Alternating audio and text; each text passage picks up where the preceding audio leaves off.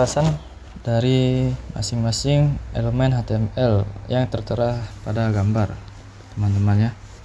Yang pertama adalah doctype HTML. Doctype HTML ini digunakan sebagai deklarasi tipe dokumen atau untuk memberitahu browser bahwa dokumen ini menggunakan versi HTML 5. Yang kedua ada HTML yang berfungsi sebagai elemen root dari dokumen HTML yang mencakup semua elemen lainnya.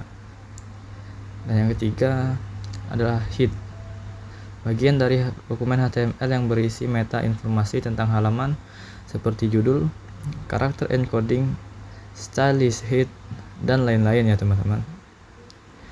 Lalu yang keempat ada title, menentukan judul halaman yang ditampilkan di tab browser atau judul bookmark. Dan yang kelima ada body, bagian utama dari HTML yang berisi konten yang akan ditampilkan di halaman. Selanjutnya ada p, digunakan untuk membuat paragraf dalam dokumen HTML.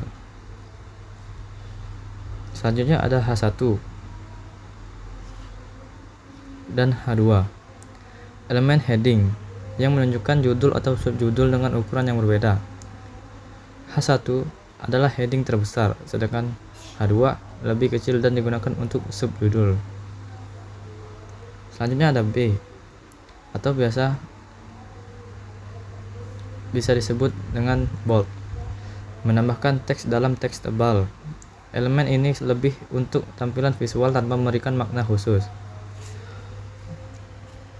Lalu ada strong, yang berfungsi untuk menampilkan teks dalam teks tebal, namun juga memberikan makna penting atau penekanan pada teks tersebut.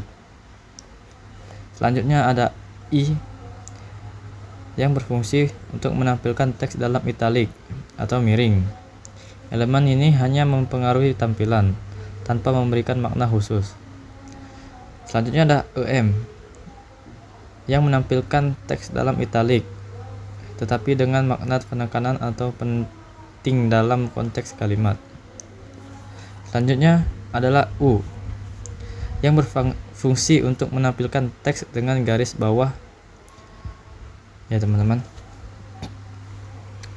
Lalu ada S, untuk menampilkan teks dengan garis silang, menandakan teks tersebut tidak valid atau sudah dihapus, misalnya harga diskon.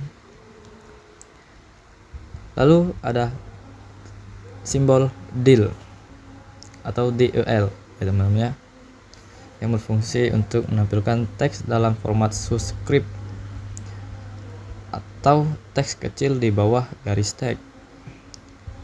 Dan yang terakhir ada sub, yang digunakan untuk menampilkan teks dalam format superscript atau teks kecil di atas garis teks. Elemen-elemen inilah yang digunakan untuk menstrukturkan dan memberikan gaya pada konten HTML, baik untuk tujuan visual maupun makna semantik.